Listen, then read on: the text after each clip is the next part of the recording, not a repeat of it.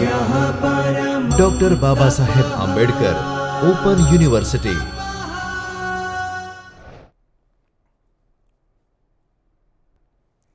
નમસ્તે મિત્રો ગયા વ્યાખ્યાનમાં આપણે બઢતી વિશે વિગતે માહિતી મેળવી હતી, જેમાં આપણે બઢતીનો અર્થ, વ્યાખ્યા, બઢતીના કારણો, 5 પ્રકારના કારણો જોયા હતા, બઢતીના ધોરણો અને આદર્શ બઢતી પ્રથાના લક્ષણો, 10 લક્ષણો આપણે જોયા હતા.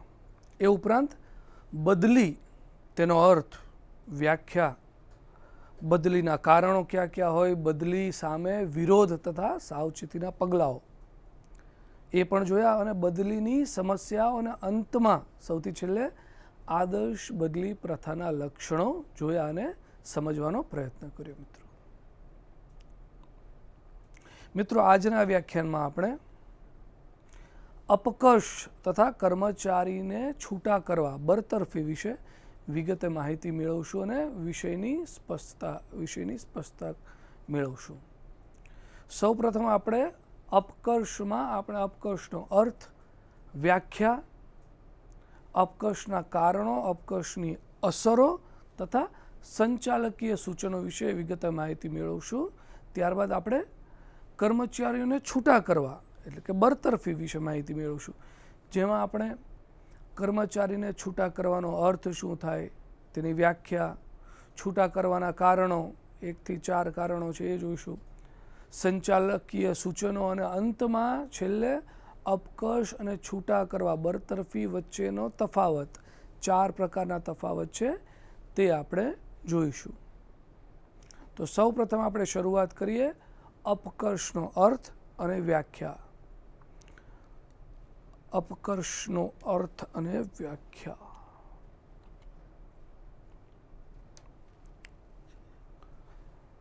કર્મચારીને તેના વર્તમાન હોદ્દા પરથી તેની નીચેના હોદ્દા પર મૂકવામાં આવે કે જેનાથી તેને ઓછી સત્તા અને ઓછા લાભવાળું સ્થાન પ્રાપ્ત થાય, તેને અપકર્ષ કહેવામાં આવે છે. કર્મચારીના હોદ્દા દરજ્જામાં કરવામાં આવતો આવો ફેરફાર બઢતીની બિલકુલ ઉલટા પ્રકારનો છે. બઢતીથી વિરુદ્ધમાં અપકર્ષમાં કર્મચારીના પોતાના વર્તમાન ચાલુ હોદ્દા કરતાં નીચેના હોદ્દા પર ઓછા વેતને, જવાબદારીમાં ઘટાડા સાથે વ્યવસ્થા તંત્રની નીચી સપાટીએ તેને ખસેડવામાં આવે છે. અપકર્ષ એ શિક્ષાત્મક પગલું ગણાય જે કર્મચારીઓને અને એકમને બંનેને અણગમતું અને અપયશ અપાવનારું છે. સંચાલન ના છૂટકે અનિચ્છાએ આવું પગલું ભરતું હોય છે. સામાન્ય રીતે આવા પગલાં અનિચ્છાએ ભરવામાં આવતા હોય છે. હવે આપણે અપકર્ષના કારણો જોઈએ. અપકર્ષના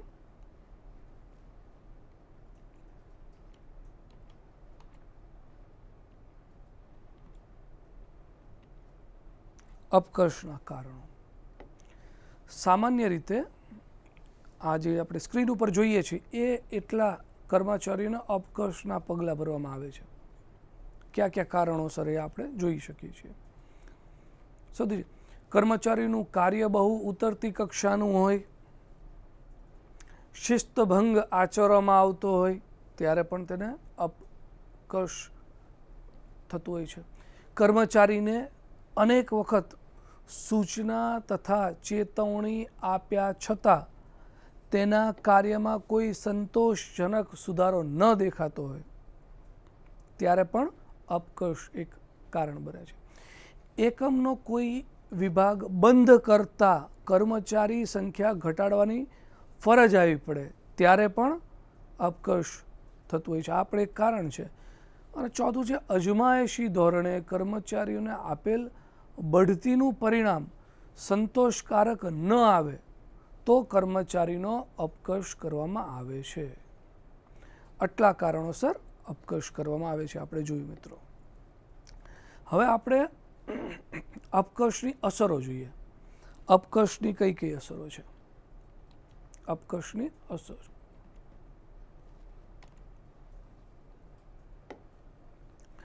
કર્મચારી કાર્ય જરૂરિયાતો સંતોષવામાં નિષ્ફળ જાય કે ઉપરોક્ત આપણે જે જોઈ એ બધી જ પૈકી કોઈ પણ કારણોસર અપકર્ષનું પગલું ભરવામાં આવે તો કર્મચારીઓ પર તેની અત્યંત વિપરીત અસર પડે છે.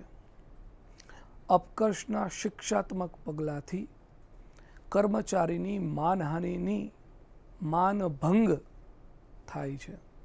માનહાનિ તો થાય, સાથે માનભંગ પણ થાય છે. તેના માટે પ્રતિષ્ઠાનો પ્રશ્ન બને છે.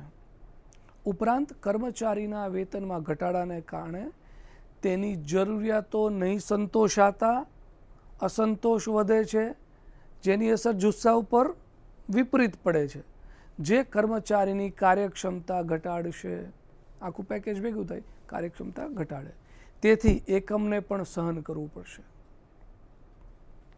મિત્રો, વાસ્તવમાં અપકર્ષથી પ્રશ્નો વિખવાદો ઉકેલાવાને બદલે વિખવાદો વધવાની ઘર્ષણનું વાતાવરણ પેદા થશે. સંચાલન અને કર્મચારી વચ્ચે વૈમનસ્યનું વાવેતર થશે. મજૂર સંઘો તેમાં ખાતર અને પાણી પૂરા પાડશે. આના અનિષ્ટ ફળો કર્મચારી, એકમ, સમાજ અને છેલ્લે રાષ્ટ્રને ભોગવવા પડશે. હવે મિત્રો, આપણે સંચાલકીય સૂચનો જોઈએ.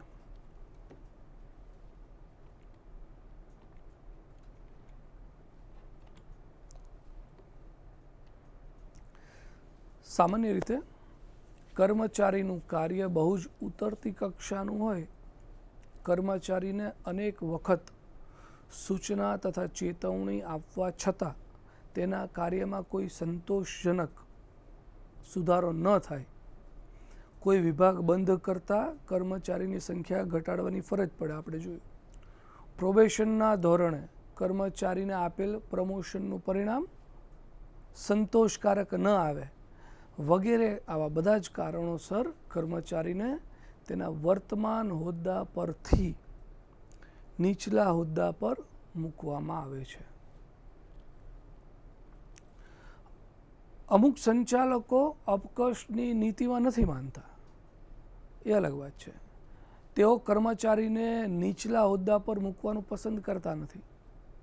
તેના બદલે જ્યારે કર્મચારીની જવાબદારી ઘટાડવાનો પ્રશ્ન ઉદ્ભવે ત્યારે તેને નોકરીમાંથી મુક્ત કરવાનું ઈચ્છે છે. કે છૂટા કરી દો, એને અપકર્ષ નથી કરવો પણ છૂટા કરી દો. કારણ કે કર્મચારીના અપકર્ષથી અનેક વિખવાદો જન્મે છે. કર્મચારીનું સ્વમાન હણાય છે.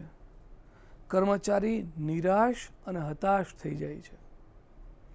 જો કે એવી નીતિ ઘડી શકાય કે આ બાબત કર્મચારી ઉપર જ છોડવામાં આવે કે તે અપકર્ષ ઈચ્છે છે કે નોકરીમાંથી મુક્તિ.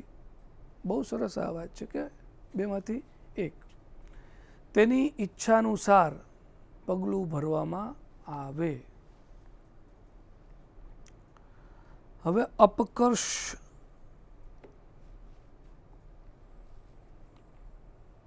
છૂટા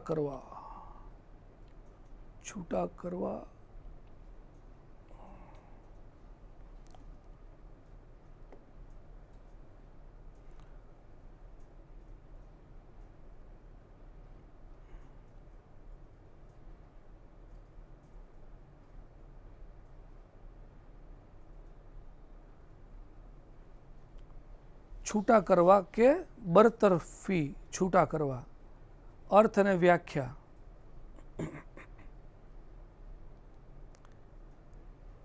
કર્મચારીના કોઈ દોષ, અણઘડતા કે અશિસ્તને કારણે અથવા એકમના અમુક અંકુશ બહારના કારણોસર કર્મચારીઓને એકમમાંથી છૂટા કરવામાં આવે તેને છૂટા કરવા, મુક્ત કર્યા કહેવાય. ઔદ્યોગિક એકમના કદના પ્રમાણમાં કર્મચારીની સંખ્યા વધારે હોવાથી કે અન્ય કોઈ પણ કારણોસર કર્મચારીને છૂટા કરવા પડે છે. આપણે જોયું ઘણા બધા રીઝન્સ હોય છે, એને ઘણા બધા કારણો છૂટા કરવા માટેના હોય છે.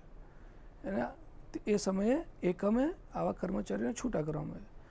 અપકર્ષની માફક કર્મચારીને છૂટા કરવાનું પગલું પણ ઉભયને અણગમતું અને દુઃખદાયક છે.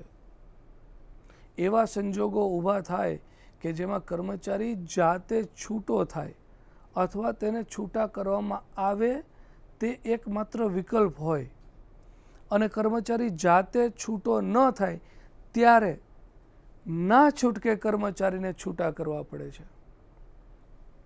કર્મચારીઓને છૂટા કરવાનું એકમને માટે પણ ખર્ચાળ નીવડે છે, કેમ કે ખાલી પડેલ જગ્યા માટે વળતી ભરતી, ખાલી ભરતી જ નહીં અને તાલીમ, આ બધાનો ખર્ચ એકમે ભોગવવો પડે છે. આ ઉપરાંત કર્મચારી હેરફેરને કારણે સ્થાયી કર્મચારી વર્ગના લાભ પણ ન મળી શકે, એવું પણ બને. હવે આપણે છૂટા કરવા કે બરતરફીના કારણો જોઈએ.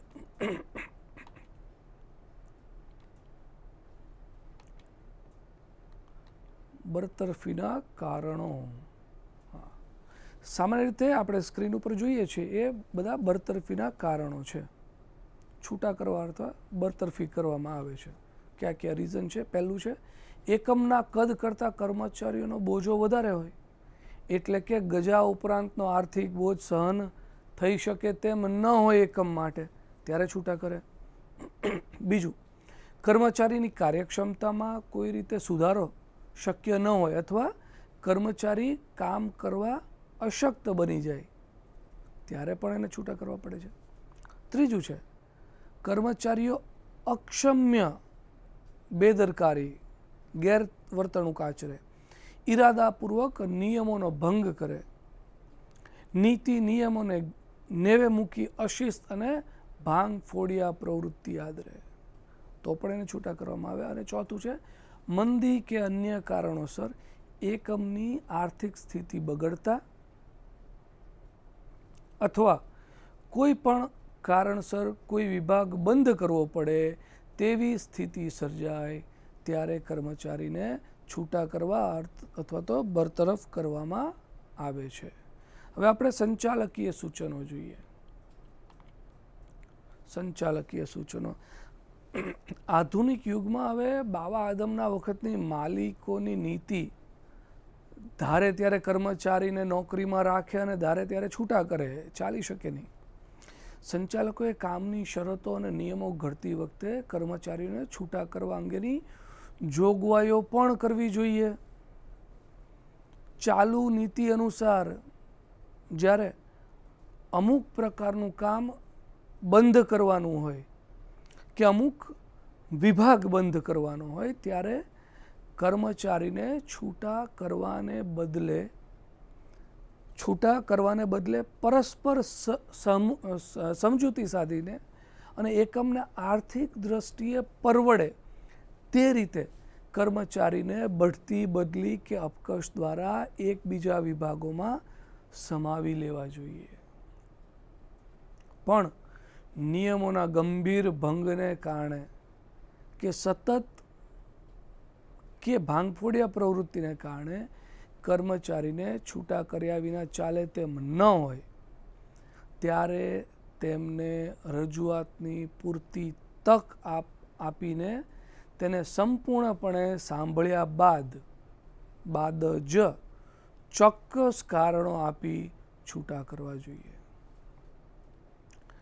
બરતરફી એટલે કે છૂટા કરવા એ ના છૂટકાનું આખરી અને આકરું શિક્ષાત્મક પગલું છે. તેનાથી કર્મચારીની આબરૂ ઘટે છે, માનહાનિ, માનભંગ થાય છે. આટલું થાય છે, સાથે સાથે કર્મચારીની પોતાની કારકિર્દીને પણ કલંક લાગે છે. આજે મિત્રો કોઈવાર કર્મચારી અદાલતના દ્વાર પણ એ કર્મચારી ખખડાવે એવું પણ બને છે. સંચાલનના આ પગલાંના તીવ્ર પ્રત્યાઘાત પડે છે. મજૂર સંઘોનો પણ ઉગ્ર વિરોધ અને વંટોળ ઉઠે છે. કવચિત ઔદ્યોગિક અશાંતિ સર્જાય છે. આથી સંચાલનને સમજણપૂર્વક વિવેક વાપરી કર્મચારીને રાજીનામું આપી છૂટા કરવાની તક આપવી જોઈએ. કર્મચારી ન માને તો વ્યવહારુ ડહાપણ વાપરીને તેનું રાજીનામું મેળવવાનો પ્રયત્ન કરવો જોઈએ. આમ છતાં કોઈ ઉકેલ ન આવે તો અને માત્ર તો જ અનિચ્છાએ એકમના હિતમાં બરતરફીનું આવું આત્યંતિક પગલું ભરવું જ પડે તો તે માટે જરૂરી કાનૂની વિધિનું પાલન કરવું અનિવાર્ય છે. નહીતર પોતાના પગ પર પોતાના જ ગળામાં ભરાઈ જવું પડે એવો ઘાટ થાય. વિવિધ કાયદાઓની જોગવાઈઓ તથા અદાલતી ચુકાદા અનુસાર કર્મચારીને બરતરફ કરવા માટે યોગ્ય વિધિનું પાલન કરવું જરૂરી બને છે. સૌ પ્રથમ કર્મચારીએ જે અશિસ્ત, ગેરવર્તણૂક,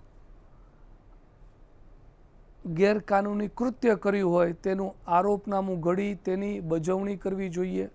શક્ય છે કે આમાં કોઈ ગેરસમજ કે દ્રષ્ટિભેદ હોય તો દૂર થઈ શકે.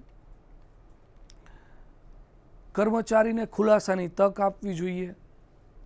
અલબત્ત કર્મચારી કોઈ સંતોષકારક ખુલાસા રજૂ ન કરી શકે તો નિષ્પક્ષ તપાસ સમિતિ પણ નિમી શકાય. આ અને આવા કોઈ ઉપયોગી ઉપાયોથી સંતોષ ન થાય તો છેવટે અદાલતને બાણે ટકોરો માર્યા સિવાય છૂટકો નથી. અદાલતી ચુકાદો બંને પક્ષોએ શિરોમાન્ય કરવો જ રહ્યો. હવે આપણે અપકર્ષ અને છૂટા કરવા, બરતરફી વચ્ચેનો તફાવત સમજીએ.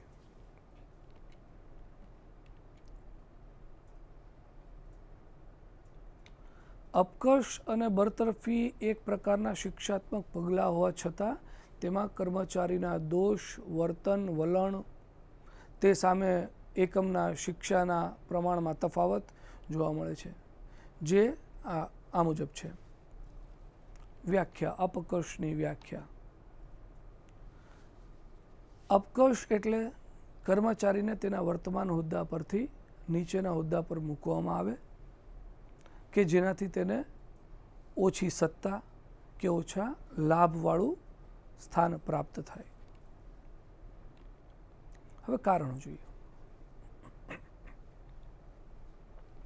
અપકર્ષના કારણોમાં કર્મચારીનું કાર્ય ખૂબ ઉતરતી કક્ષાનું હોય, કર્મચારીને વારંવાર સૂચના, ચેતવણી આપવા છતાં કોઈ સંતોષકારક સુધારો ન થતો હોય તો કર્મચારીને શિક્ષા આપવાના હેતુથી તેની સામે અપકર્ષનું પગલું ભરવામાં આવે છે.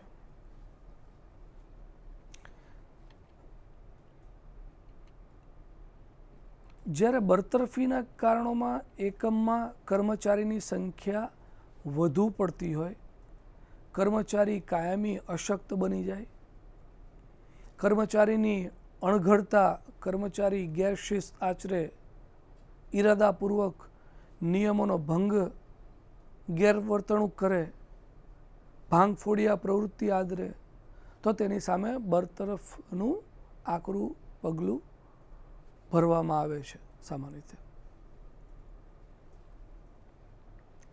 હવે પ્રક્રિયા જોઈએ. પ્રક્રિયા શું છે? અપકર્ષમાં કર્મચારીને ભલે નીચી કક્ષાએ ઉતારી દેવામાં આવે છતાં તેને એકમમાં કર્મચારી તરીકે ચાલુ રાખવામાં આવે છે. તેથી તેને પ્રમાણમાં હળવું શિક્ષાત્મક પગલું ગણવામાં આવે છે. તેથી સામાન્ય પ્રક્રિયા કર્મચારીને ખુલાસાની તક વગેરે આપીને આ પગલું ભરી શકાય છે.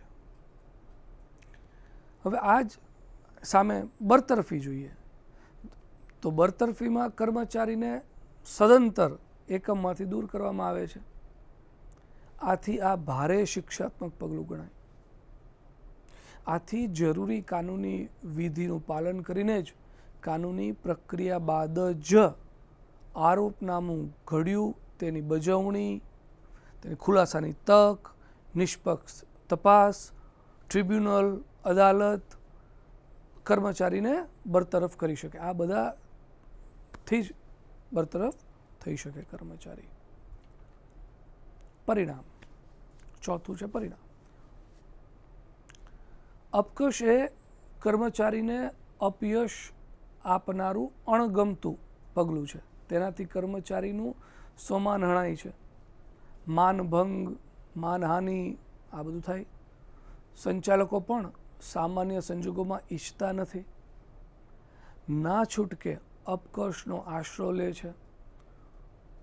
કોઈ વાર કર્મચારી નોકરીમાંથી મુક્ત થવા પણ ઈચ્છે છે, એવું પણ બને ક્યારેક. જ્યારે બરતરફી એ કર્મચારી અને એકમને બંનેને અણગમતું અપયશ આપનારું દુઃખદ પગલું છે.